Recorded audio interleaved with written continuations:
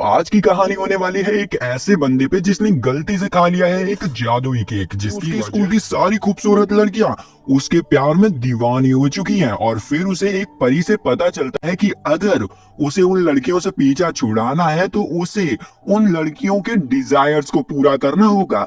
आप पता नहीं उन लड़कियों को क्या डिजायर्स है और हमारा मेन प्रोटैगनिस्ट उन डिजायर्स को कैसे पूरा करेगा, ये सब हमें इस कहानी में पता चलेगी। तो भाई लोग इसे लास्ट तक देखना। तो मैं आपसे मिलता हूँ कहानी के लास्ट में। चलिए स्टार्ट करते हैं। कहानी की शुरुआत में हमें जियांग को दिखाया जाता है, जो कि अपने जीवन में होने वाली परेशानियों को लेकर बहुत ज्यादा परेशान होता है। लेकिन सबसे बड़ी परेशानी तो अभी आने वाली थी और वो आ भी जाती है। उस स्कूल की सबसे पॉपुलर लड़की जियांग के पास आती है और उसके हाथ को पकड़ के अपने पेट पे रखते हुए उसे बताती है कि वो उसके बच्चे की माँ बनने वाली है। ये सुनकर जितना आपको झटका लगा उतना ही जियांग को झटका लगा, क्योंकि उसने कभी कुछ किया ही नहीं, तो ये माँ कैसे बन गई। जियांग उससे चिल्लाते हुए कहता है कि ये कैसा बंदा मजाक है। उसे चिल्लाता हुआ देखकर क्लास के सभी लौंडे उसके ऊपर गुस्सा होने लगते हैं और उससे कहते हैं कि एक तो तुमने इस लड़की को कहीं का नहीं छोड़ा और ऊपर से चिल्ला भी रहे हो। पूरी भीड़ उसे मारती उससे पहले ही जियांग उस लड़की को लेकर वहाँ से भागने लग जाता है और एक सेफ जगह पर आ जाता है। यहाँ पर हम देखते हैं कि जियांग वाली बात स्कूल में आग की तरह फैल जाती है और सभी लोग जियांग को मारने के लिए ढूंढ रहे होते हैं। इधर दूसरी तरफ जियांग उस लड़की से कहता है कि मैं इस बारे में तुमसे बाद में बात करूंगा, मुझे आज शाम को टेरिस पे मिलना। और ये कहकर वो अपनी जान बचाकर वहाँ से भागने लगता है और जितनी भी भीड़ होती है उसके पीछे भाग रही होती है। तो गुस्से में जियांग एक झाड़ू उठाकर उनकी तरफ फेंकता है, जिससे कि सभी के सभी क्लीन बोल्ड हो जाते हैं। तभी अचानक से बाथरूम के अंदर से एक हाथ निकलता है और जियांग को अंदर खींच लेता है। इधर हम देखते हैं कि बॉक्सिंग क्लब के दो लड़कियां जियांग को पकड़ लेती है और उनकी लीडर टैंग जियांग से कहती है कि मुझे पता चला है कि तुमने किसी लड़की को प्रेग्नेंट कर दिया है। अगर ये बात सच निकली तो मैं तुम्हें किसी और लड़की को प्रेग्नेंट करने लायक नहीं छोड़ूंगी।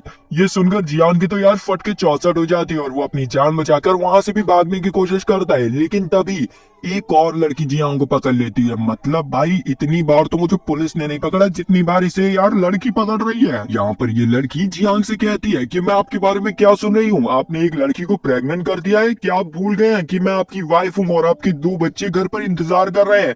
ये सुनकर हमारा बंदा और शॉक हो जाता है और उससे कहता है बहन मैं आपको नहीं जानता हूँ।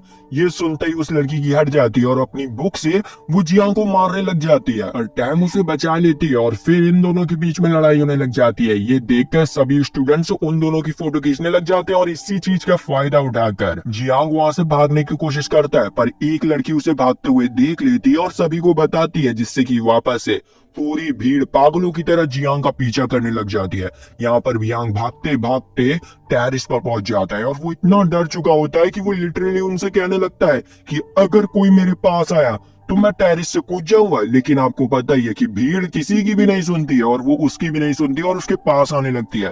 तभी अचानक से हमारे बंदे का हाथ छूट जाता है और वो लिटरली नीचे गिरने लग जाता है। अब इस पॉइंट पे लगने लग गया था सब कुछ खत्म हो गया है, पर अचानक से समय स्लो हो जाता है और जियांग धीरे धीरे करके जमीन पे आ जाता है। वो कुछ समझ पाता उससे पहले ही वहाँ पर गॉड ऑफ लव आ जाती है और वो आते ही साथ जियांग को मारने लगती है और कहती है कि तुमने खा लिया ना, उस केक को खा लिया ना। यहाँ पर जियांग कुछ भी समझ नहीं पा रहा होता है कि आखिर ये गॉड कह क्या रही है। तभी हमें पता चलता है कि जियांग ने एक दिन टेरिस पे रखी हुई एक चॉकलेट केक को खा लिया था और वैसा ही केक उन पांचों लड़कियों ने भी खाया था और असल में वो केक एक लव केक था, जिस वजह से वो सारी लड़कियां जियांग से प्यार करने लग गई थी।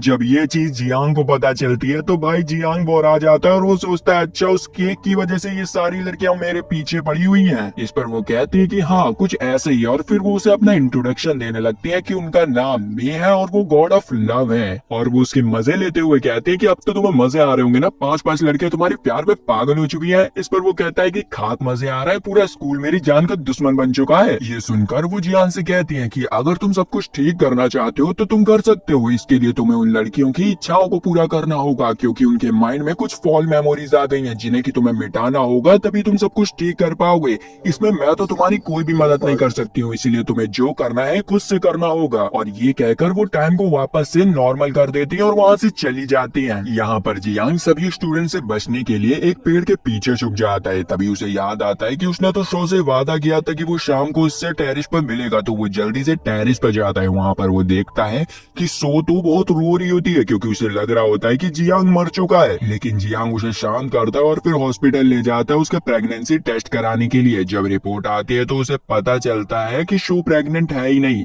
ये जानकर वो बहुत ज्यादा ही खुश होता है, लेकिन शो थोड़ी सी उदास हो जाती है। लेकिन वो उससे कहते हैं कि चिंता मत करो, अगली बार हम लोग बहुत मेहनत करेंगे। ये कहकर शो जियांग के बहुत करीब आने लगती है, जिससे कि हमारे बंदे के अरमान खड़े होने लगते हैं। तो वो अपने अरमानों को काबू करता है और शो को अपने से दूर कर देता है। इसके बाद हम देखते हैं कि शो जियांग को लेकर अपने घर आ जाती है, जो कि बहुत ज्यादा बड़ा होता है। उसके घर को देखकर जियांग सोचने लगता है कि ये तो बहुत ज्यादा ही अमीर है, आखिर मैं इसकी इच्छाओं को कैसे पूरा कर पाऊंगा। लेकिन जब वो घर के अंदर पहुंचता है तो शो के सर्वेंट्स उसकी बहुत अच्छी तरीके से खातिरदारी करते हैं। लेकिन जब उन्हें पता चलता है कि यही वो लड़का है जिसने की शो को प्रेग्नेंट किया है, तो वो उसे बहुत बुरी तरीके से मारने लगते हैं। उसे मार खाता हुआ देखकर शो उनसे कहती है कि उसे मत मारो, इसमें उसकी कोई भी गलती नहीं है, असल में मैं ही हूँ जो कि बच्चा पैदा नहीं कर पाई। ये सुनकर वो लोग उसे और बुरी तरीके से मारने लग जाते हैं, जिससे कि जियांग की हालत बहुत गंदी हो जाती है। तो फिर शो उसके पास आती है और उसका हाथ पकड़कर उसे डायरेक्ट अपने रूम में ले जाती है और अपने रूम के डोर को बंद कर लेती है। लेकिन वो जो गार्ड्स होते हैं वो उसके डोर को पीटने लग जाते हैं। तो जियांग उन्हें रोकने के लिए गेट को कसकर पकड़ लेता है और इस पॉइंट पर ये दोनों ही एक दूसरे के बहुत ज्यादा ही करीब होते हैं, जिस वजह से एक मूवमेंट क्रिएट हो जाता है। लेकिन हमारा बंदा अपने अरमानों को काबू में रखता है और शो से थोड़ा पीछे हो जाता है, जिस वजह से वो एक कैलेंडर से टकरा जाता है जो कि पूरे 1 साल पुराना था और उसमें एक डेट भी लिखी होती है, जिसे देखकर उसे पता चलता है कि शो को अपने फादर से मिले हुए काफी समय हो चुका है। तो वो डायरेक्ट शो के रूम से बाहर निकलता है और एक सर्वेंट से मोबाइल को छीनकर शो के फादर को फोन मिला देता है और उनसे कहता है कि मैंने आपकी बेटी को प्रेग्नेंट कर दिया है, अगर आपको अपने पोते का मुंह देखना है तो जल्दी से यहाँ पर आ जाओ। अब उसके ये कहने के कुछ देर बाद वहाँ पर बहुत सारे हेलीकॉप्टर्स आ जाते हैं, बहुत सारी गाड़ियां आ जाती हैं और मिलिट्री के बहुत से ऑफिसर्स आ जाते हैं और फिर लास्ट में शो के फादर आते हैं, जो कि जियांग को देख के कहते हैं अच्छा तुम ही हो वो लौंडे, जिसपे हमारा जियांग बड़े गर्व से कहता है हाँ मैं ही हूँ वो। और उसके मुंह से हाँ सुनते ही शो के फादर अपने सोल्जर से कहते हैं कि मारो इसे, और सारे सोल्जर्स उसे बहुत गंदी तरीके से मारने लग जाते हैं। उसके मुंह से यार इस समय यही निकल रहा होगा, मारो हमको जिंदा मत छोड़ो सालो, हम कोई मंदिर का घंटा है कि कोई भी आके बजा जाता है। तभी वहाँ पर शो आ जाती है और अपने फादर को रिपोर्ट दिखाते हुए कहती है कि देखिए मैं प्रेग्नेंट नहीं हूँ। उस रिपोर्ट को देखकर फाइनली उसके फादर अपने सोल्जर को रुकने के लिए कह देते हैं, तो वो रुक जाते हैं। जियांग की हालत यहाँ पर बहुत बुरी हो गई होती है, फिर भी वो शो के फादर से कहता है कि क्या फायदा आपका इतना रुपए कमाने की जब आप अपनी बेटी को थोड़ा सा समय नहीं दे सकते हैं। आपको पता है आपके बिना ये कितना ही ज्यादा अकेला महसूस करती है, आपको क्या, आपको तो सिर्फ पैसे कमाने से मतलब है। जियांग की बातों को सुनकर वहाँ पर जितने भी गार्ड्स खड़े होते हैं वो रोने लगते हैं और जियांग के फादर को भी अपनी गलती का एहसास हो जाता है। यहाँ पर जियांग के ऊपर किसी की नजर नहीं होती, तो जियांग वहाँ से भाग लेता है और सोस के पीछे आती है और उसे थैंक यू कहकर किस कर लेती है, जिसके बाद वो गायब हो जाती है। उसे अचानक से गायब होता देखकर जियांग सोचता है कि आखिर वो कहाँ चली गई। तभी गॉड ऑफ लव उसके पीछे आ जाती है और उसे बताती है कि सो की इच्छा पूरी हो गई है, उसकी बस इतनी ही इच्छा थी कि वो अपने फादर के साथ अच्छे से रह सके, और जब उसकी इच्छा पूरी हो गई तो उसके ऊपर से क्यूपिड चॉकलेट का असर भी खत्म हो गया है। इसके बाद हमें अगले दिन की सीन दिखाई जाती है जहाँ पर शो वापस से जियांग के पास आती है, लेकिन वो इस बार उससे डेट पे चलने के लिए पूछती है। ये सुनकर जियांग सोचता है कि क्या इसके ऊपर से अभी भी क्यूपिड चॉकलेट का असर खत्म नहीं हुआ है। तभी वहाँ मे आ जाती है और जियांग को बताती है कि तुमने इसकी इच्छा पूरी कर दी है, जिससे कि इसके ऊपर से चॉकलेट का असर तो खत्म हो गया है, लेकिन ये इस बार तुमसे हकीकत में प्यार करने लग गई है। इस चीज को सुनकर जियांग बहुत ज्यादा हैरान हो जाता है और कहता है कि क्या ये मुझसे सही में प्यार करती है, और बिना देरी किए वो उसके डेट को एक्सेप्ट कर लेता है। उसके डेट को एक्सेप्ट करते ही अचानक से उसकी क्लास का दरवाजा टूटता है और वहाँ पर जियांग के बचपन की दोस्त ओवांग आ जाती है, जो कि आते के साथ ही साथ सबके सामने जियांग को किस कर लेती है और वो उससे कहती है कि क्या तुम मुझसे प्यार नहीं करते हो। तभी वहाँ पर ओवांग की मॉम आ जाती है, जो कि उससे कहती है कि इस लड़के से दूर हो जाओ और चलो मेरे साथ अमेरिका चलो। जिस पर वो उससे साफ मना कर देती है और कहती है कि नहीं, मैं जियांग के साथ ही रहूंगी। इस पर इन दोनों के बीच में एक घमासान युद्ध होने लगता है, जिसमें कि ओवांग की मम्मी आराम से जीत जाती है और फिर वो उसे अमेरिका ले जाने लगती है। यहाँ पर जियांग उन लोगों की लड़ाई देखकर बहुत पक जाता है, तो वो टेरेस पर जाने की डिसाइड करता है। तभी रास्ते में उसे टैंग मिलती है, जो कि उसे देखते ही चाटा मार देती है और उससे कहती है कि मैं तुमसे ब्रेकअप करती हूँ क्योंकि तुम एक धोखेबाज हो, तुम एक साथ तीन तीन लड़कियों को धोखा दे रहे हो। और ये कहकर वहां से जाने लगती है। लेकिन तभी जियांग उससे कहता है कि मुझे फर्क नहीं पड़ता है कि तुम मुझसे ब्रेकअप कर रही हो, वैसे भी तुम जैसी एटीट्यूड वाली लड़की से कौन ही प्यार करना चाहेगा। ये सुनकर टैंग बहुत ज्यादा उदास हो जाती है और वहां से चली जाती है। और फिर वहां मे आ जाती है, जिससे कि जियांग पूछता है कि टैंग ने खुद से ब्रेकअप कर लिया है, क्या उसके ऊपर से जादू का असर खत्म हो जाएगा। जिस पर वो उससे कहती है कि ऐसा कुछ भी नहीं है। जब भी लड़कियां किसी से ब्रेकअप करती है तो वो उसे लास्ट बार वार्निंग देती है, इसीलिए अभी भी तुम्हें उनकी इच्छाओं को पूरा करना पड़ेगा। अब जियांग के पास कोई भी चारा नहीं बचता है उसकी इच्छाओं को पूरा करने के सिवाय।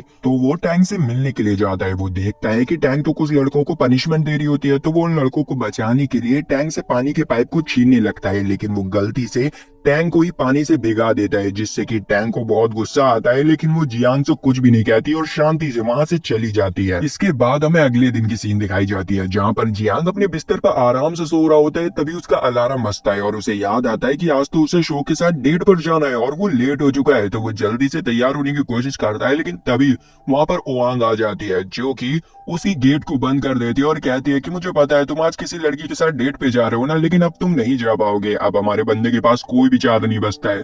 तो वो अपनी बालकनी से नीचे जाने की कोशिश करता है और वो रहता बताऊं 20वें फ्लोर पे, और 20वें फ्लोर से डायरेक्ट नीचे तक पहुंचने में कितनी मुसीबत होती होगी वो बंदा ही जानता है। अब वो कैसे भी कर ऊपर से नीचे पहुंचा हो, लेकिन वो सही समय पर शो के पास पहुंच जाता है। जिसके बाद उन लोगों की डेट स्टार्ट हो जाती है, जहाँ पर जियांग को समझ ही नहीं आ रहा होता है कि वो आके शो से बात क्या करे। लेकिन शो तो अपने मन में ही जियांग को लेकर बहुत सारे ख्याल बना रही होती है और मन ही मन लाल पीली हो रही होती है। उसे देखकर जियांग को लगता है कि इसे बुखार तो नहीं आ गया है, तो वो उसके पास जाता है और उससे पूछता है कि क्या तुम बीमार हो। उसे अपने इतने ज्यादा पास देखकर शो बहुत ज्यादा शर्माने लगती है और फिर जियांग को भी महसूस होता है कि वो वापस से शो के बहुत ज्यादा ही करीब आ गया है, तो वो झट से पीछे हट जाता है। तभी उसकी नजर एक मॉल पे पड़ती है, जहाँ पर कॉस्प्ले कॉन्टेस्ट हो रहा होता है। तो वो शो को लेकर उस कॉन्टेस्ट को देखने के लिए जाता है। वहाँ पर बहुत सारे लोगों ने अपना कॉस्प्ले